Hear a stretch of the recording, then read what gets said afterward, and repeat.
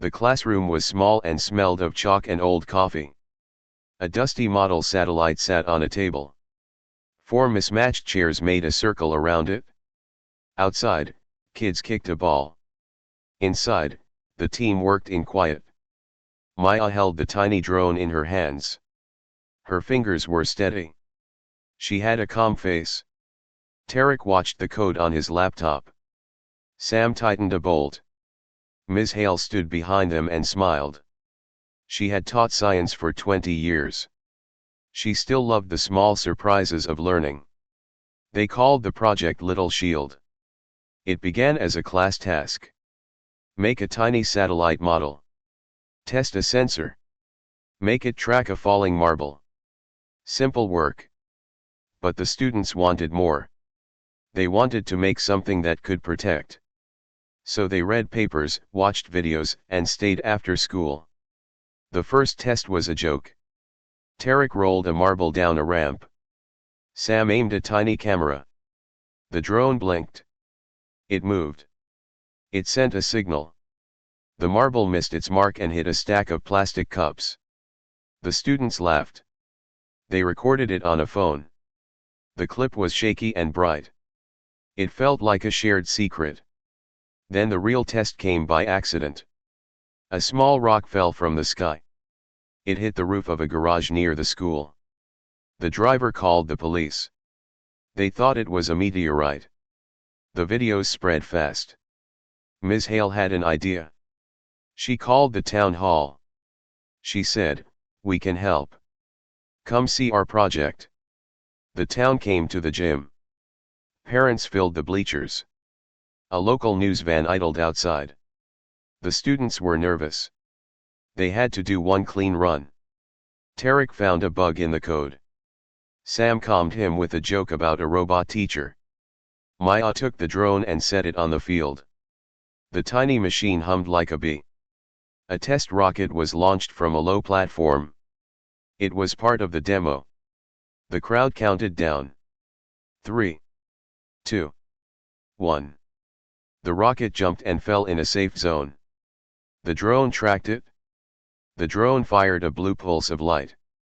The pulse hit the rocket's nose cone. The nose caved like soft bread. The rocket broke apart in small pieces. The crowd cheered. A man in a black suit in the back did not clap.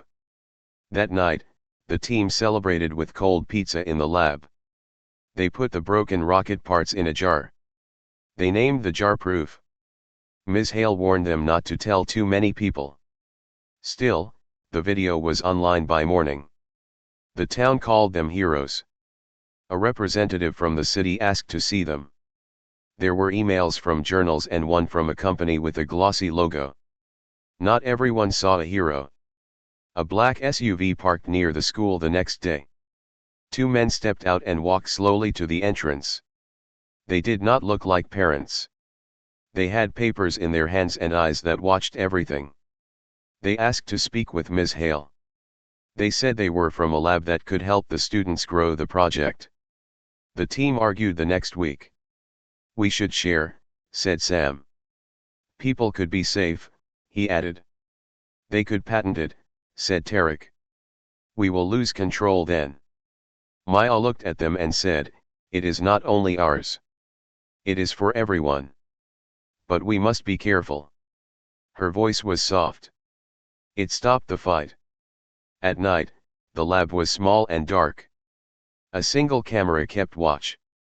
In the early hours, the camera caught a shadow. The door did not show forced entry. The shadow moved like a long hand. In the morning, they found a chip on the shelf. It was not theirs. It was smooth and cold. It had tiny writing on the side. The writing was not English.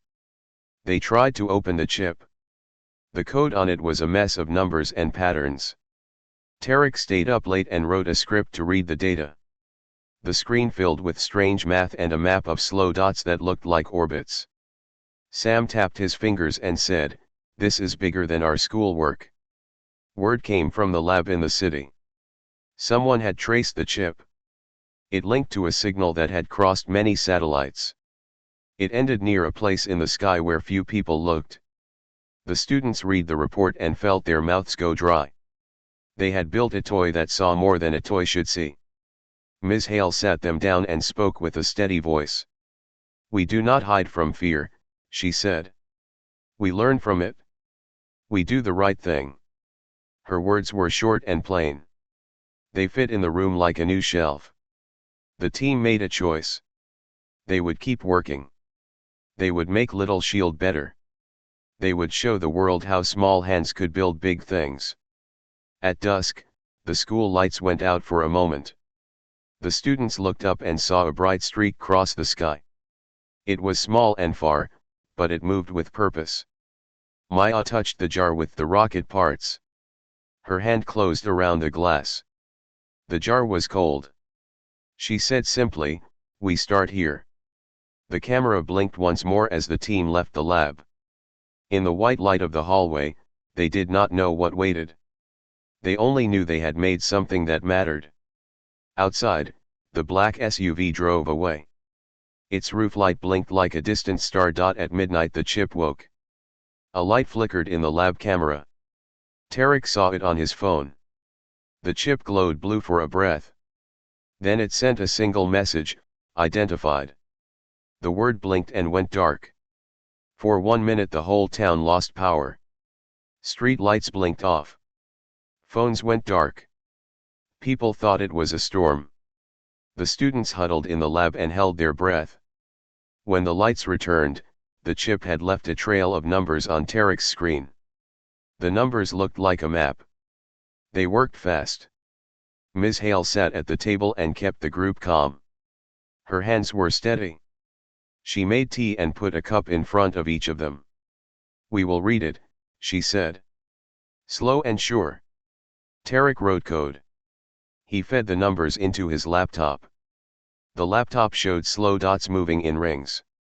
Sam traced the lines with a finger. "Orbits," he said. "These are orbits." Maya leaned forward. Her eyes were sharp. She said, "Someone saw us.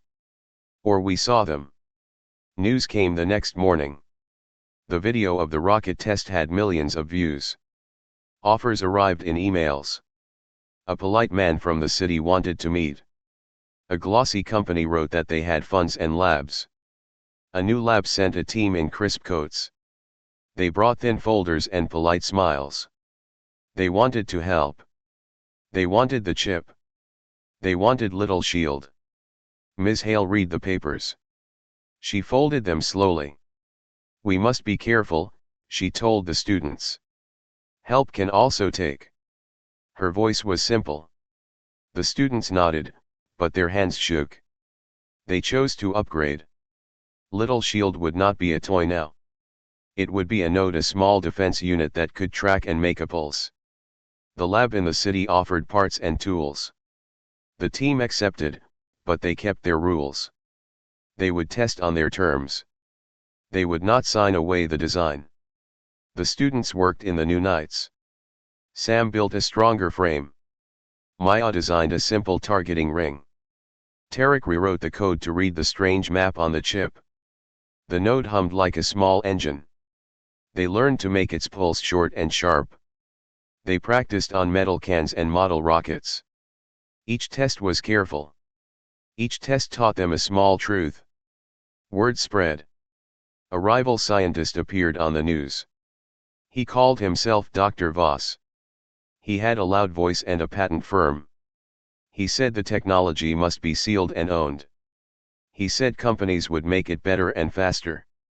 He said it was dangerous in the wrong hands. The papers printed his picture and his stern jaw. Some in town believed him. Others believed the students. The argument grew loud.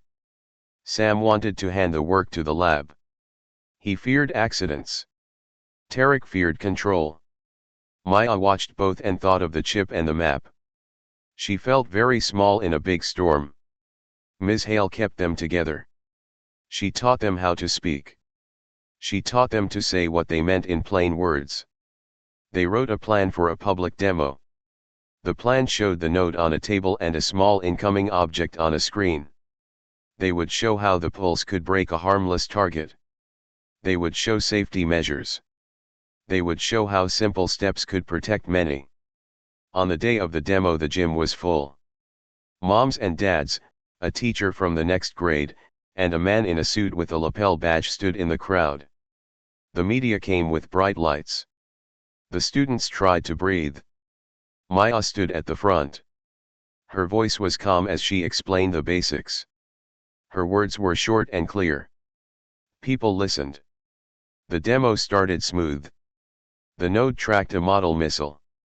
The pulse struck and the model broke. The crowd clapped. Cameras flashed. The man with the lapel badge spoke to a reporter.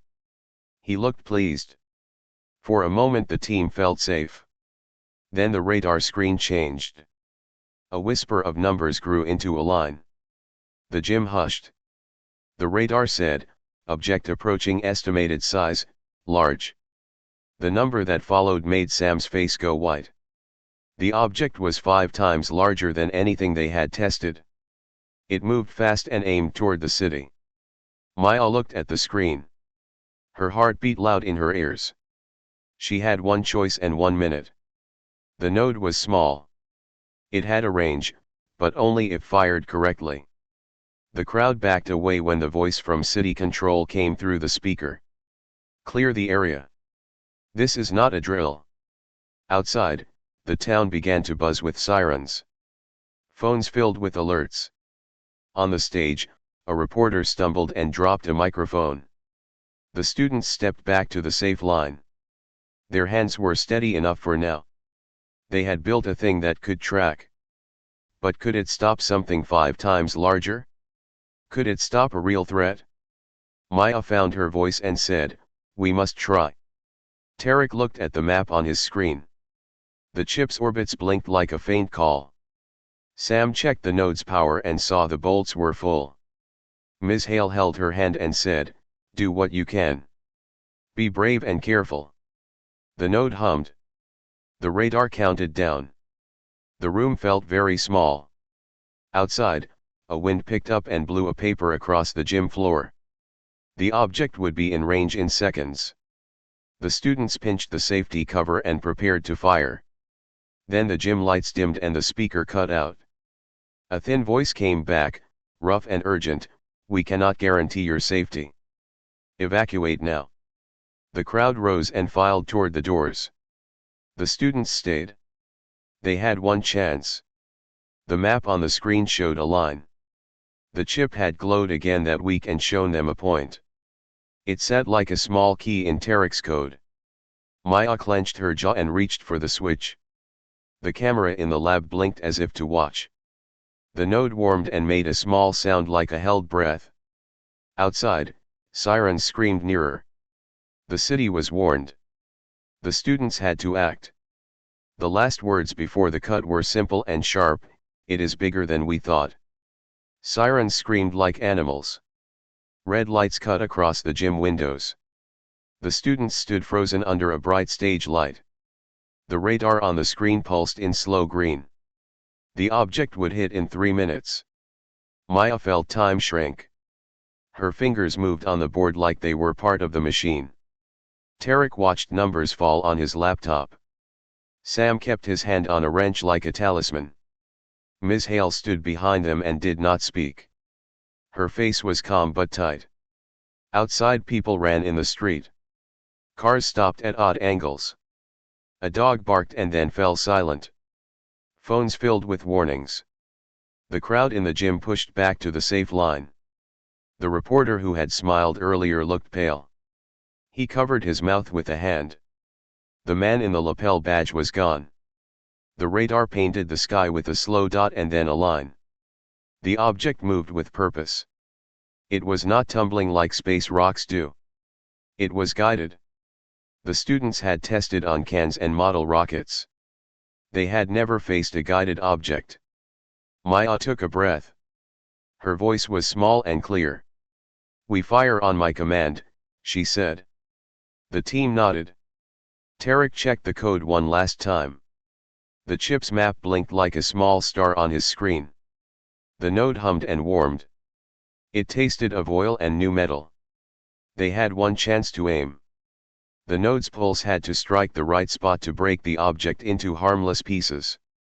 If they missed, fragments would hit the city. If they hit wrong, the object might break into deadly shards. The choice was brutal and real. Seconds ticked like falling beads. The gym's old clock showed 2 minutes. Maya moved the targeting ring. Her hands were steady. She aimed for the nose, a small weak point she had seen in models. Sam adjusted power. Tarek read telemetry. A voice from city control crackled over the loudspeaker. It was tired and distant. "This is city control. Evacuate immediately. We cannot guarantee safety."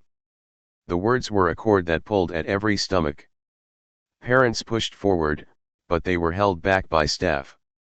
Fear made the air thick. Maya pressed the final button.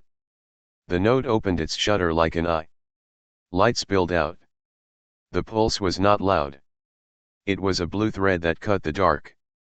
For a breath the room felt as if it had stopped. The pulse hit the object. The sky lit like a small sunrise. The object groaned, then fractured. It broke into pieces and spun away like a smashed toy. For a second it looked like victory. The crowd yelled. Someone screamed, "They did it!" Then pieces fell. Small shards hit the river and the coast. A boat rocked and splashed. A warehouse lost part of its roof. Lights went out in a block near the harbor. The joy in the gym twisted into a new noise, sirens again, people crying, the radio saying there were injured. The students clutched each other. They had stopped a direct hit on the town center. They had saved lives there. But they had also made a choice that sent danger elsewhere. Maya could feel the weight of both. Her hands shook as she closed the node. News vans surrounded the school by dawn. The footage of the pulse became the top story. Some called the students heroes. The mayor put a wreath near the gym door. Flourishes of praise came with sharp questions. Why were minors controlling military tech? One headline read. Another paper demanded the system be given to the government. The team slept in small shifts that night. They were tired and wired. Sam wrapped a sweater around his shoulders and stared at a jar that still held a piece of the broken object. The metal was smooth and warm. It had strange lines etched into it. The lines did not match any natural pattern. Tarek pulled the object's fragments into a sealed tray. He fed the metal to a small scanner they had built. The scanner coughed and then spit out a tiny file. Inside the file were signals, a faint handshake, like a radio saying hello. The signals were not noise. They were designed. They decoded the first packet.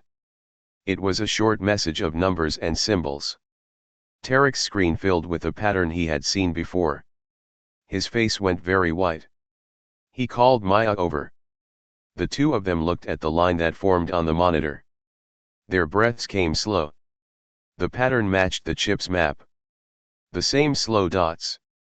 The same ringed path. But the final line in the pattern did not point to a place on Earth. It pointed outward. It pointed past the moon.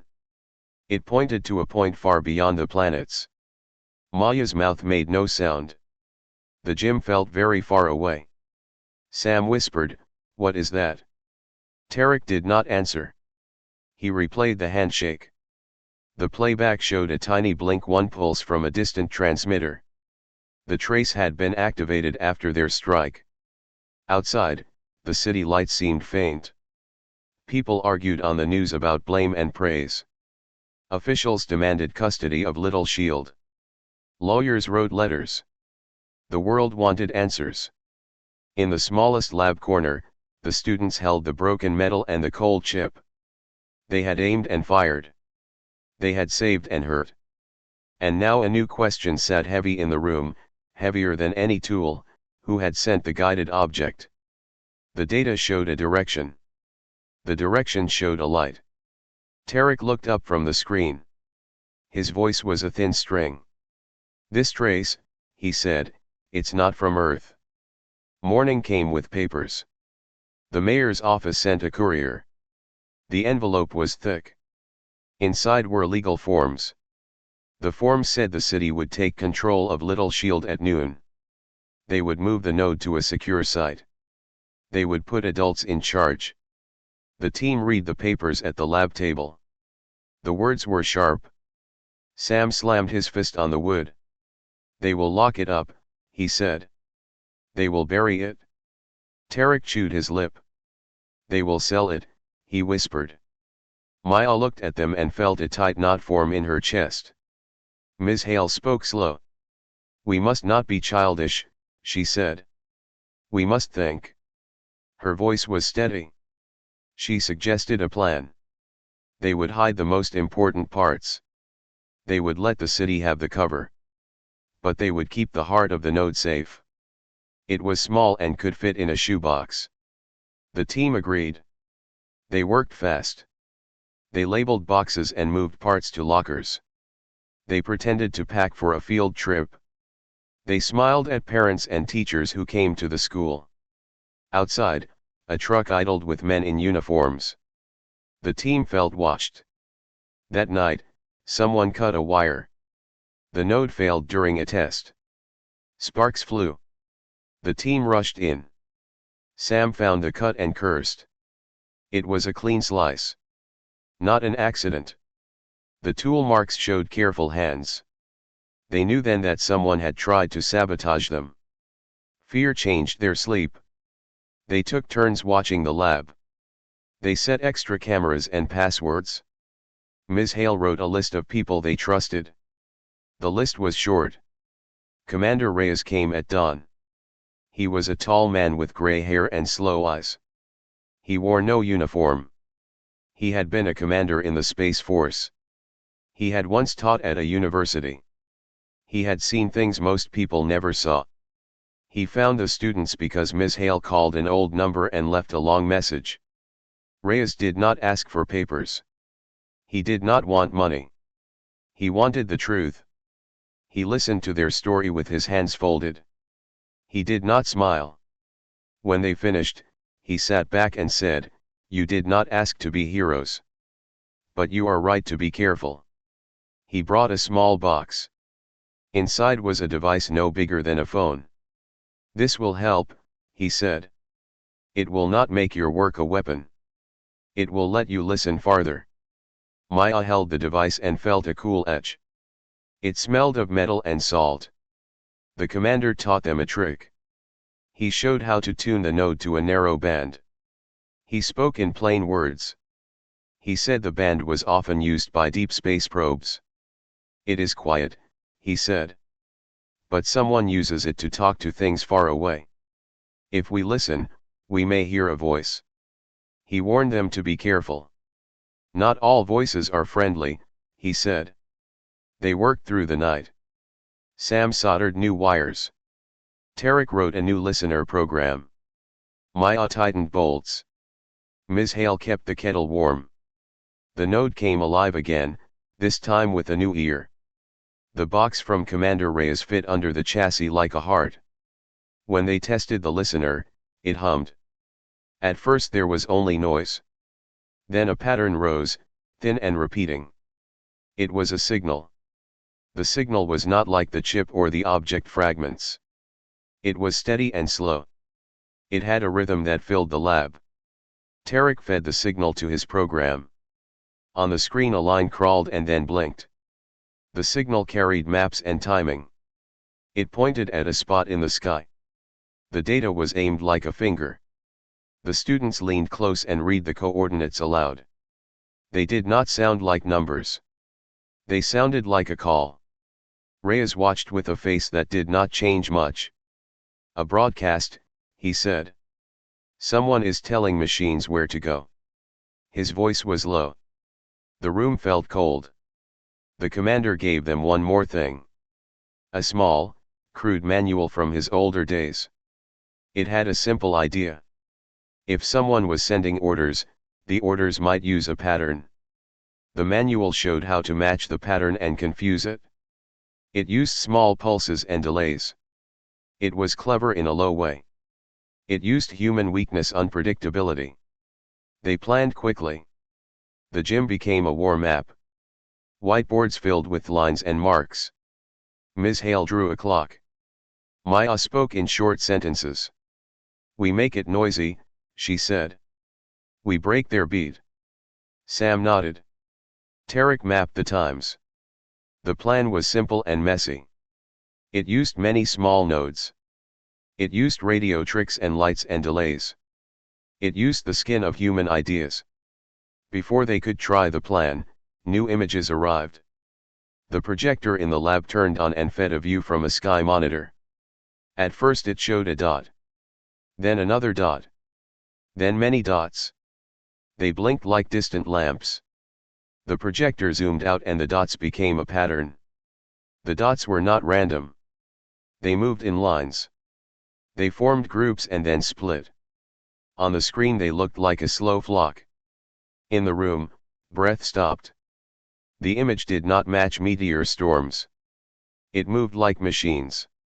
Tarek froze the frame. He traced a path with a finger. The dots formed an arc above the planet. They were far, but they were many. The math from the chip, the handshake from the fragments, and the broadcast all pointed to the same truth. Someone had sent a fleet. The projector cut to black and the lab lights felt too bright. The list of trusted people on the table looked small and lonely. Ms. Hale said, "We do what we must." Commander Reyes put his hand on Maya's shoulder. "You have a choice," he said. "You can hand it over and hope others will do right. Or you can keep it and teach the world to use it." Maya looked at the small jar of rocket pieces. She thought of the town and the people who cheered. She thought of the parts that fell and hurt others. Her hand trembled. She took a breath and then nodded. Outside, a siren wailed again. Inside, the projector blinked once more. The dots on the screen tightened and moved like a slow storm. They were coming. They stood before a whiteboard. The whiteboard held a simple plan. Lines and circles. Arrows and clocks. It looked like a school lesson. It was their last lesson for the world. Maya spoke first. Her voice was steady. "We make many small noises," she said. "We break their rhythm." The others nodded. Tarek tapped his laptop. Sam checked the tools. Ms. Hale folded her hands and smiled with tired eyes. Commander Reyes watched like a man who had seen too many battles. They did not have a fleet. They had many small nodes and many small minds. The plan used timing and wrong signals. It used lights and echoes. It used the way humans think, messy, quick, and full of surprise. They would not match the enemy in power. They would match them in cunning. Cities helped. Schools, hospitals, and old radio clubs joined. Makers from every town built the tiny nodes from open plans the students had sketched. People painted them bright colors and added small flags. They set them on rooftops, on lighthouses, and on remote hills. The plan spread like a simple song. On the night the fleet came, the sky was clear. The dots that had worried them before moved into lines and shapes. The world held its breath. The students were not alone now. They had millions of small hands on switches and eyes on screens. Maya sat at a control with a rough map. Dates and times blinked. Her finger hovered and then moved. She gave a small command. It was a funny order, a delay of 3 seconds here, a flash of light there, a radio beep that meant nothing. The orders looked like mistakes. That was the point. The enemy machines followed rhythm. They expected clean signals and neat patterns. Humans gave them chaos. A node on a rooftop flashed a light at a strange beat. A lighthouse pulsed in a way that made the fleet turn a fraction. A child in a small village hit a key at the wrong time on purpose. A radio club sent white noise like a drum. All these small acts added up. The first wave of machines came closer than anyone wanted. They moved like knives. They aimed at cities. The nodes fired short pulses. The beams were not strong. They were precise. They hit control centers on the machines, not armor. The machines stumbled, then tried to correct. That was when the human trick worked. The machines expected the same fix. But human fixes are many and different. A factory in one city cut power for 5 seconds. A dozen radios came alive and played meaningless tones. The fleet could not form a clean command. Its lines broke. Machines collided in space as if they were birds confused by a sudden light show. Down on Earth, the cost was real. Some nodes failed. A few towns saw hits. People lost homes. There were funerals. The victory was not without price. The team had known this was possible. They had not liked it. They had chosen to act anyway. In orbit the fleet fragmented. Machines drifted away. Some fell back and burned in the upper sky. Others floated, silent and useless. The quiet after the fight felt strange and heavy. People cheered and then cried. The cheers were for survival. The cries were for the cost. After the battle, leaders came and spoke about control and credit. They offered medals and money. Corporations wrote new laws in neat fonts. Some wanted to patent the idea. Others wanted to make defense a business. The world argued in long halls. The students met in the small gym where it all began. The applause from the city had faded. They looked at the jar of rocket pieces and at the chip that had started it all. Maya spoke with a plain voice. "We taught the world how to make light into a shield," she said. "If only one buys it, then many will lose. We must share." They chose to publish the plans with plain words. They made instructions simple. They put safety steps first. They told the world how to test carefully and how to watch for misuse. The files were small and written in simple lines so any teacher could read them. The students wanted many small hands to know the lesson. Commander Reyes helped set up a watcher network. The network would train volunteers and check the nodes for safety. Ms. Hale led classes to teach young people how to build and how to care for the machines. The mayor announced that the town would keep the original node as a teaching tool. The world listened. Not everyone was happy. Some old powers grumbled about losing control. Some companies tried to sell improved locks for the design. The students refused. They answered with more lessons. They kept teaching. They kept building trust. In the months after the battle, life changed in small ways. Night skies had more lights now, harmless beacons that watched and listened. Children played near small domes that once held pulse units. Schools added a new course called Simple Defense. Teachers used the jar labeled Proof as a story starter. Stories spread about a class that had grown into a shield. One night, long after the last lawyer left, Maya sat alone in the lab. The chip lay on a soft cloth. She watched its tiny writing. It blinked once, faint and slow. Her finger brushed it and she felt a small heat. On her screen the map showed a tiny dot far away. A watcher might still be watching. Or it might be a map line that had no more use. She closed the laptop and stood. Outside, a small light blinked on the school roof like a tiny star. The world had learned to be loud and messy and brave. The small hands had changed a huge sky. As they turned out the lights, the chip blinked again. Far away, something watched and made a single note in a long log. The note was brief and plain. It said simply, "Observed."